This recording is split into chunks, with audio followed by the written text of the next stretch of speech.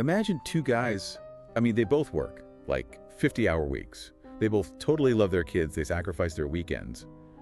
But then, 10 years later, one of them is entirely financially free and the other is just, well, he's terrified of a random $500 car repair. Right, yeah. It's the ultimate paradox of modern life, honestly. Yeah, and today we are decoding the exact 20-minute blueprint that separates them. Because that disconnect is exactly what we're diving into. We're so heavily conditioned to believe that sheer hard work just automatically equals financial success. But the reality we see constantly contradicts that. Exactly.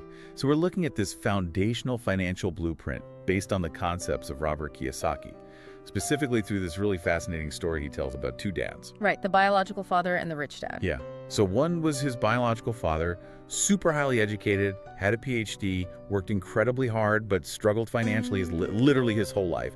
And the other was his rich dad, which was actually a mentor figure who didn't even finish 8th grade.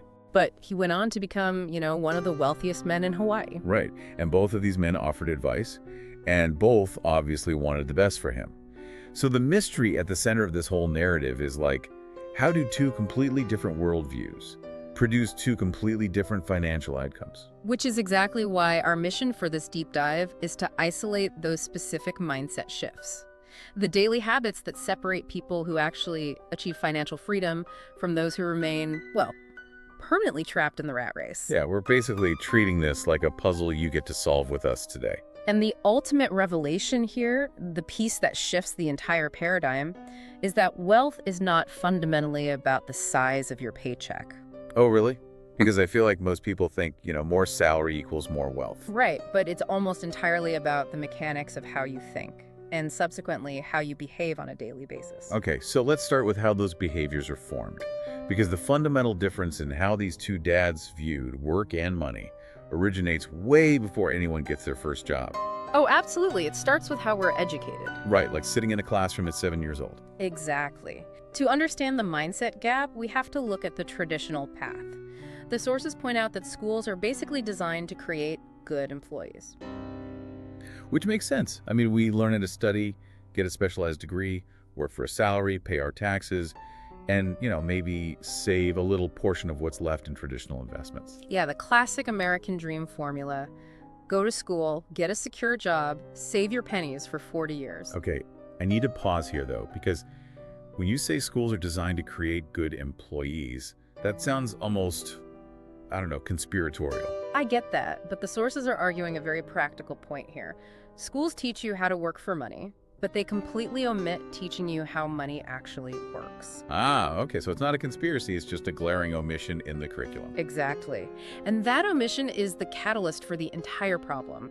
Because of that lack of financial education, most people enter adulthood equipped only to chase paychecks. And they end up trapped in that pursuit because their daily decisions become driven by two very powerful, very primitive human emotions. Okay. Fear and desire, or fear and greed, essentially. Let me push back on that framing for a second, though. Yeah. When you say people are, chasing a paycheck and are controlled by fear, my immediate thought is, well, isn't that just called being a responsible adult? How do you mean? I mean, you have a mortgage. You have groceries to buy, kids to feed.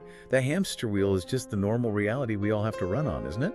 That is the responsible action within the context of the system we live in, sure. But it is also the literal mechanism of the trap. Okay, break that down for me. How does the cycle actually function? So the fear of not having enough money to pay the bills forces you to wake up and go to work. You earn your paycheck, and the fear momentarily subsides. Okay, I'm with you so far. But then desire kicks in. You see the nicer car, the better vacation, the upgraded phone. You want those things, so you spend the money. And the moment the money is gone, the fear returns, forcing you back to work. Oh, wow. It's like a treadmill where someone else controls the speed. Precisely. You get a raise, so you buy a slightly bigger house or a nicer car. Which means your expenses go up. Right, which means the fear of losing your job is actually greater than before you got the raise. The hamster wheel just spins faster, but you haven't actually moved forward. That is so bleak, but so accurate. Which brings us to the mindset shift of the wealthy, right? Yes. The wealthy do not work for money. See, that sounds completely counterintuitive to anyone who just spent 8 hours at an office. If they aren't working for money, what are they doing with their time? They are building systems. They make money work for them. Okay, so they aren't just trading time for dollars. Exactly. Instead of a direct one-to-one exchange where if you stop working, you stop earning, they put their energy into creating or acquiring systems that generate income completely independently of their physical presence. So, like the lemonade stand example from the sources, that's a brilliant, simple way to look at it. Right, walk us through that one. Well, if you were standing on the corner, squeezing the lemons, mixing the sugar, and pouring the cups yourself, you are just an employee of your own stand. Which means if you get sick, The income completely stops. yeah. But if you design a system where, like, 5 other kids are running 5 different stands across the neighborhood, and you just manage the supply and the logistics, suddenly you have a business. Exactly. You've separated your physical labor from the earning potential. You are making money work for you. You're building the machine rather than just being a cog inside of it. Right. But if the goal is to build or acquire these machines, we have to understand the tools at our disposal. Yeah, we need to transition from the philosophy of wealth to the actual mechanics of it. The most crucial mechanical concept in this entire blueprint comes down to distinguishing between 2 words. Okay, let's unpack this. What are the 2 words? Assets and liabilities. And this is exactly where the lack of financial education in schools causes the most damage. Let's use the child-friendly examples from the sources for this, because adults have a terrible habit of overcomplicating this. Oh, absolutely. Like, we start talking about depreciation schedules, market value, home equity. It gets so muddy. But the definitions provided here are stark and incredibly simple. The definition is entirely based on cash flow. It's just this. An asset puts money into your pocket. A liability takes money out of your pocket. That is literally the only math that matters. If a 10-year-old can grasp this, we have no excuse. Exactly. So let's run a pop quiz using the source material. A brand new video game console or a shiny new bicycle?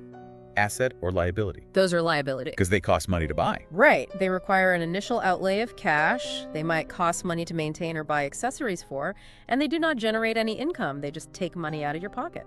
Okay, what about a piggy bank? I mean, every kid is taught that saving their allowance in a piggy bank is the ultimate financial virtue. Well, saving is certainly safer than reckless spending, but a piggy bank is not an active asset. Because the money just sits there. Exactly. It's actually losing purchasing power to inflation. It is not working for you, and it is not generating new money on its own. Okay, so what actually qualifies as a true asset in this child-friendly masterclass? A candy shop. Or a rental house. Because they generate cash flow. Exactly. Customers come to the candy shop, buy sweets, and the business puts money back into your pocket. A tenant lives in the rental house, pays rent, and that money flows into your pocket every single month. And the tragedy here is that hardworking adults stay broke because they buy liabilities, but society has sort of tricked them into believing they're buying assets. Oh, 100%. And the prime example of this, and it usually makes people very defensive, is the primary residence. Oh boy. Yeah, people buy a massive house, taking on a huge 30-year mortgage, high property taxes, insurance, endless maintenance costs. And it takes significant money out of their pocket every single month. But because their parents and their bankers call a house their greatest asset, they think they're building wealth. Right, but according to this blueprint's simple rule, until that property puts cash in your pocket, it is a liability. It's a necessary expense for shelter, maybe, but it's not an asset in the wealth-building sense. Exactly. And because people lack this foundational distinction, they dedicate their entire working lives to feeding massive liabilities. Honestly, if you're listening right now, think about your last 5 major purchases. The new phone, the couch, the car upgrade. Just apply that simple, ruthless rule. Did it put money in your pocket or did it take money out? When you look at your bank statement through that lens, it is slightly terrifying. It really is. It forces you to realize how much of your income is automatically spoken for before the month even begins. Which is why we have to discuss the practical application of this. Because recognizing an asset is only the first step. Acquiring them is the real challenge. Yeah, my immediate thought, and probably what anyone listening is wondering, is like, I can't just go buy a candy shop or a rental house tomorrow. I have rent to pay. I have utility bills. Right. How does a normal person working a standard job actually start doing this? That brings us to the concept the sources call minding your own business. Minding your own business. Yes. A job pays your current bills, but a business builds your future wealth. To become financially free, you have to eventually own something. See, I always struggle with that advice because it sounds so detached from reality. If someone is working 40 or 50 hours a week just to survive and commute, they're exhausted. Of course they are. So when are they supposed to build this business? Well, minding your business doesn't mean recklessly quitting your day job. The sources are very pragmatic about this, actually. Okay, so what does it look like in practice? It means shifting your habits and how you use your residual time. It means utilizing your evenings or weekends to build modern assets on the side rather than spending that time consuming entertainment. It's the Friday night dilemma. Exactly. You can spend Friday evening doom scrolling or watching a movie, which takes time and money out of your pocket, or you can spend those 3 hours building something. Right. And the sources give excellent examples of modern assets that do not require millions of dollars in startup capital. Like what? Creating YouTube videos that generate ad revenue over time. Writing an ebook that pays royalties. Buying dividend-paying stocks with your extra savings, or even designing a digital course. Now, building these things obviously requires a massive sacrifice of upfront time. It might take a year of working evenings to write a book or build an audience. Yes, it takes discipline. But once it is built, it functions exactly like that candy shop. It puts money in your pocket while you sleep. You've basically converted your labor into an asset. And once you start operating as a business rather than just an employee, you unlock a massive structural advantage that keeps the wealthy ahead. Okay, here's where it gets really interesting. Because whenever I hear about corporate tax advantages, my mind immediately jumps to billionaires with offshore accounts and shady loopholes. Right, that's the stereotype. Are the sources actually suggesting normal people can utilize these systems? They absolutely are. And to understand it, we just need to strip away the political baggage and look at the actual mechanics of the tax code. Okay. The sources explain that taxes are essentially a set of government incentives. The government wants specific things to happen in the economy. They want jobs created. They want housing built. They want innovation. Sure. So they design the tax code to financially reward the entities that do those things, namely businesses and investors. Okay, let me make sure I'm grasping the actual math of this difference, because the gap between how an employee is taxed and how a business is taxed seems to be the hidden engine of wealth here. It really is. Let's use a very simplified numerical example. Go for it. If you are a standard employee who earns $100, the government takes its share, let's say $30, straight out of your paycheck before you even see it. Right. You are left with $70, and you try to live your life and buy your necessities with what's left. Employees earn, pay taxes, and then spend. But the rules for a business operate in a completely different sequence, don't they? Exactly. A business earns that same $100, but it gets to spend money on its legitimate expenses first. Wait, first? Yes. If the business needs a $70 piece of equipment to grow, it spends that money. Now there's $30 left. The business is only taxed on that remaining $30. Oh, wow. Businesses earn, spend, and then pay taxes on the remainder. That sequence flips the entire board. An employee is paying taxes on their gross income, while a business is paying taxes only on its net income after funding its own growth. The wealthy deeply understand this sequence. They use corporate structures, again, not to do anything illegal, but to play by the rules as they are written to protect the income their assets generate. So this is why minding your own business isn't just about making extra money, it's about retaining the money you make. Exactly. So if the roadmap is clear, stop chasing paychecks, distinguish assets from liabilities, build side hustles, utilize business structures, how does someone actually acquire the skills to execute all of that, especially without going completely broke paying for business school? Well, that requires another major mindset shift regarding how you view your daily employment. The shift is this: stop working just to earn and start working to learn. I mean, most people look at a job offer and ask one primary question: what is the starting salary? Right. But the financially smart are asking a different question entirely. They ask, what is the curriculum? What will this job teach me? So if I'm intentionally trying to ignore the starting salary, what specific skills should I be looking for? Like, what actually matters when it comes to building wealth? The sources highlight a specific toolkit of skills that yield far higher long-term returns than a simple hourly wage increase: selling, marketing, communication, leadership, and negotiation. It's interesting that selling is at the top of that list. I think a lot of people view selling as somewhat, sleazy or manipulative. We picture a used car salesman trying to pull a fast one on somebody. And that stigma keeps a lot of people poor. The sources reframe selling simply as effective communication and value exchange. Sure. You can have the best idea for a digital product, you can write the most brilliant book, but if you cannot sell it, market it, communicate its value to the public, or negotiate the terms of your contracts, Yeah, your asset will fail. that makes total sense. Income ultimately grows because your skills grow. Exactly. If you just put your head down and chase a standard 5% annual raise at a traditional job, your income is permanently capped by whatever your company's budget allows. Yep. But if you build a habit of constant learning and skill acquisition, your income potential becomes completely uncapped. You can apply those skills to any asset you build. If we connect this to the bigger picture, this perspective completely changes how you view a traditional job. The wealthy do not view a job as a permanent destination. What do they view it as? They view it as a paid training program for their own future enterprise. A paid training program. Oh man, That framing totally neutralizes the resentment so many people feel toward their daily grind. it really does. Because you aren't just giving a corporation your time. You're actively extracting an education from them. You go to a job to learn how to manage cash flow, how to organize a team, how to handle difficult customers, and you are literally getting paid to practice those skills. Because that extracted education is the true asset, which actually sets up the biggest twist of this entire blueprint. Oh yeah.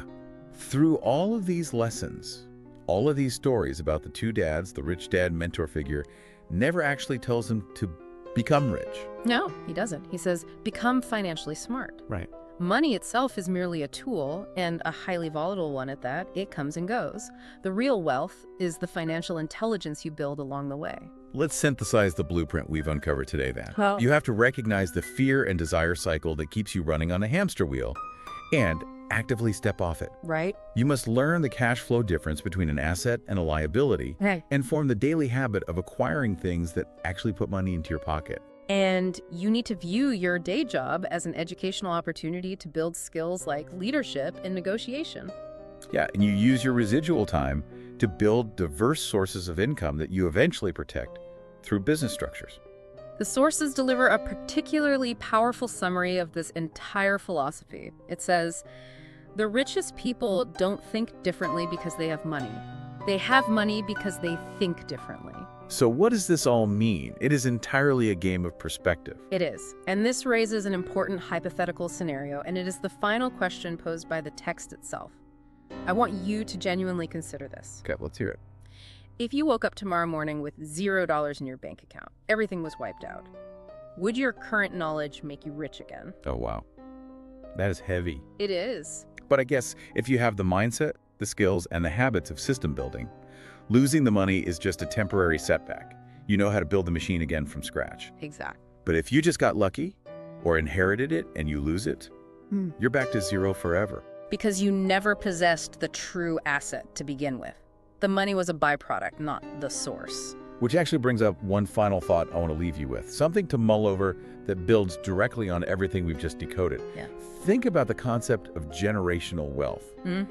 We usually picture it as passing down a giant pile of money, like a massive trust fund or a sprawling estate. Right, that's the cliche.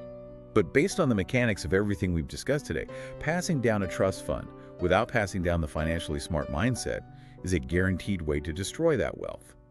True generational wealth isn't an inheritance. It's a habit. It has to be. If you do not teach the next generation the brutal, simple difference between an asset and a liability, that giant pile of inherited money will just become a vehicle to buy massive liabilities. And the wealth will inevitably disappear. Only the financial education survives the test of time. The murky waters of personal finance clear up the moment you apply that childlike rule. Does this put money in my pocket or does it take it out?